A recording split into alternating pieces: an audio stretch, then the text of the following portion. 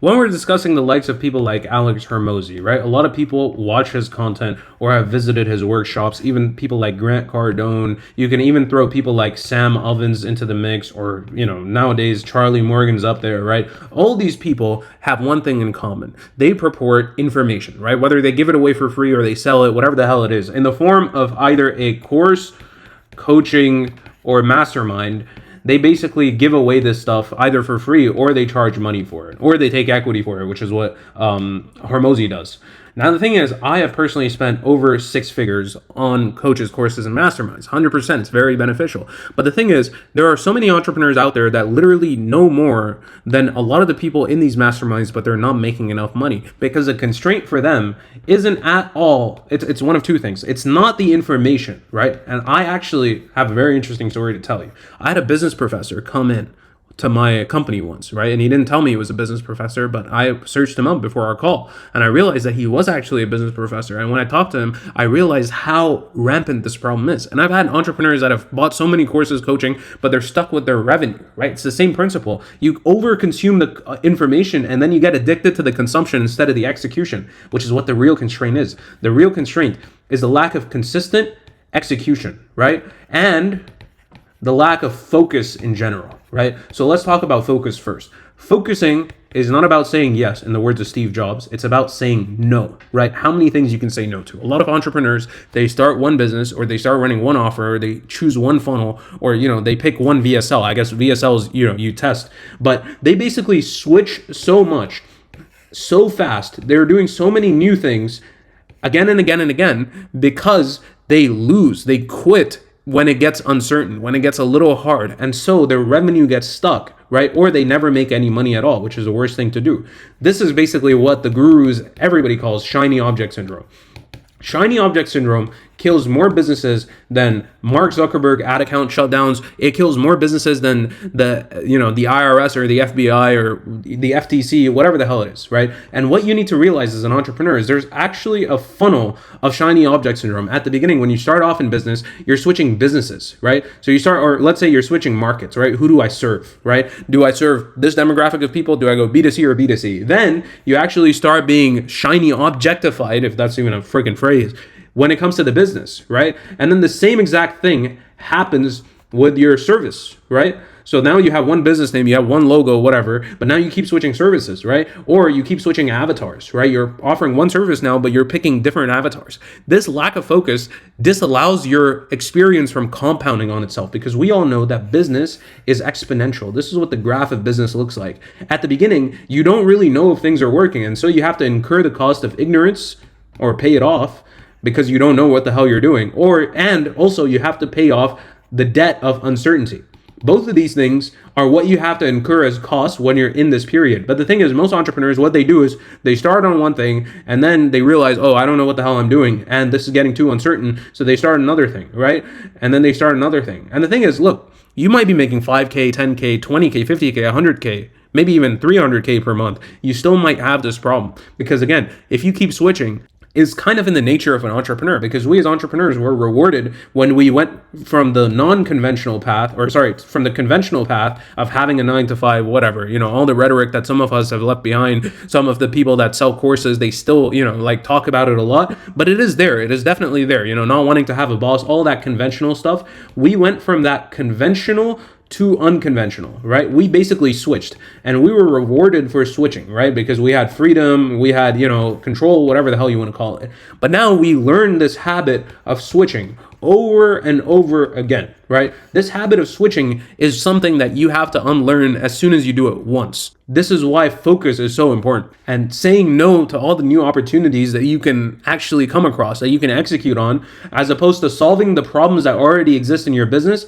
is the biggest mistake that entrepreneurs make. Again, you either have problems or opportunities. You're always better off solving problems instead of going after new opportunities, because opportunities are potential returns, right? Problems are guaranteed returns, right? If you can find a way to solve problems, they're, again, guaranteed returns. Again, if you can find a way to solve them. But the thing with opportunities is that they are extremely fun. And the thing with problems are that they're extremely boring. And here you have to ask yourself a question. Do you want to have fun or do you want to make money? If you want to have fun, sure, right? But if you have a goal that you have in mind that you actually want to reach, then you have to go for the problems as opposed to the opportunities. Now, this is me talking about macro focus. A lot of entrepreneurs actually have a problem with micro focus, right? What is the problem that they have with micro focus? That's the problem of execution. So many entrepreneurs, they sit on their laptop or their MacBook, whatever the hell it is. They go on Slack, their team tells them, hey, this or hey, that. Or a lot of entrepreneurs just straight up scroll on Instagram all day or watch YouTube all day. Maybe that's what you're doing right now. What work are you avoiding to watch this video right now? Like, all these questions refer to one problem, which is, again, a general problem with execution.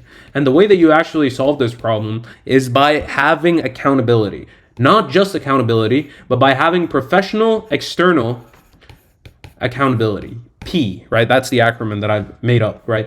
Now, if you look at any single professional that's at the top of their league, right? Even in business, but let's say we look at stuff like sports, right? Or bodybuilding, stuff like that, right? Bodybuilding, and you also have business, right? All of the people that are professionals, that are at the top of their game, they have a coach. Now, is the coach always better than them? No. The coach essentially serves as a mechanism for the professional external accountability.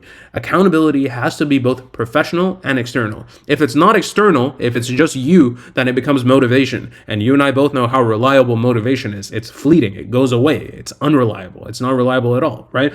And it has to be professional, because if it's your friend or your business partner or your sister or your brother or your cousin or your mom or your dad, the relationship isn't professional enough for the accountability to have teeth, right? The accountability needs to have teeth if it's actually enforceable. Now, there's a few ways that you can actually get professional external accountability so that your hourly execution rate is aligned with your goals, right? And what we actually do in my company, Compass, is we have a 24/7 live accountability service. And the live accountability service is basically the service that we provide that tracks entrepreneurs every second that they work. And this is the height of accountability. Just to go back to the coach example, let's say that you have a personal trainer, right? Let's say you're trying to get fit in the gym, right? A personal trainer that is, online versus a professional or a personal trainer that is live, right? That's literally with you in the gym. Who's going to be more effective for accountability? The live personal trainer is going to have much higher level of accountability, because they're going to be able to tell, hey, you're not pushing on this rep, or you're not, this set was kind of off, right? Or you're going home early today. That is the benefit of having live accountability. Live accountability is always much more effective than accountability that isn't live. So basically what we do, which you can implement yourself, is we basically have hourly time blocks that we work in.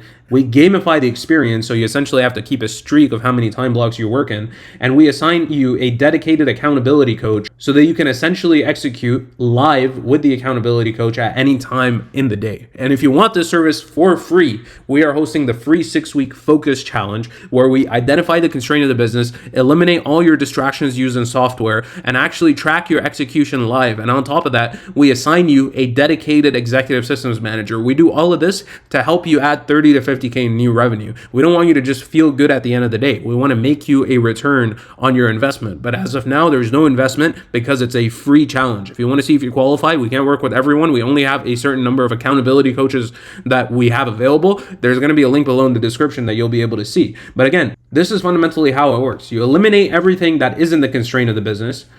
Then you identify what the constraint of the business actually is. When you're eliminating, you talk about stuff like, YouTube, Instagram, Slack, whatever the hell it is, right? You identify the constraint of the business, which is usually advertising. It usually has to get you more customers or make your customers worth more. This is Hormozy 101. He talks about this. There's only 2 core economics of a business that allows it to increase value or make money. It's either by getting more customers or making your customers worth more. And usually for most people, it's that they don't have enough customers. They don't advertise enough, right? That is at least what he says is a constraint of most businesses up until the 3 million mark per year, right? So you basically take an advertising task, then you plan, strategize, and then you execute, right? That's basically the process. How do you plan? You boil this basically constraint down. What is the constraint of the business? What is stopping me from making money right now? Why is my revenue plateauing? You take this and then you basically boil it down into inputs. Okay, we're basically going to spend $1,000 a day on ads, right? Or we're going to post 1 long form video a day, right?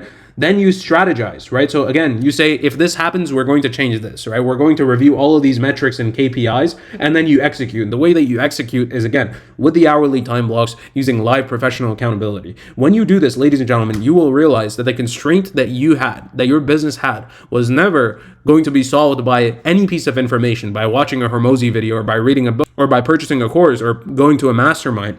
The actual thing that solves everything, bar none, is always focused, consistent execution on the right thing. And this is such an important concept that I have to visit with you. It's the difference between speed and velocity. Now, everybody says that the most important thing in business is speed, right?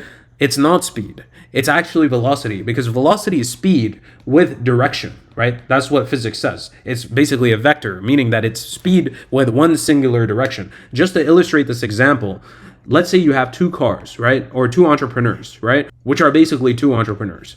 They both have the same destination, which is, let's say, 10 million a year, right? 10 million a year is their goal, 10 million a year. This one is operating at twice the speed, right? So this one has speed and it's going at 100 miles per hour, right? That's the speed that they're going at. This individual is going at half the speed, 50 miles per hour.